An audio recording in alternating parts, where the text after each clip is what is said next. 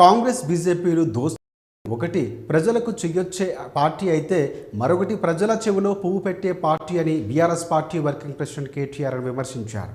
ఒకవైపు కాంగ్రెస్ నేత రాహుల్ గాంధీ మోదీపై నిప్పులు చెరుగుతూ ఉంటే మరోవైపు రేవంత్ రెడ్డి మాత్రం మోదీని బడే భాయ్ కూడా ఆయన వ్యాఖ్యానించారు.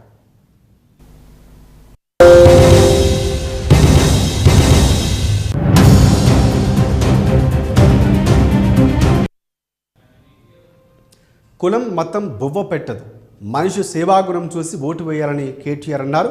ఏ పార్టీ గెలిస్తే పట్టణం బాగుపడుతుంది, కడుపు నింపే పనులు చేస్తుందో ఆలోచించాలని ప్రజలకు విజ్ఞప్తి చేశారు.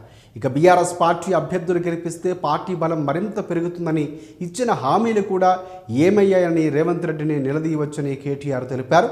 కేంద్ర మంత్రి బండి సంజయ్ పేరు తొండి సంజయ్ అని కేటీఆర్ ఎద్దేవా చేశారు.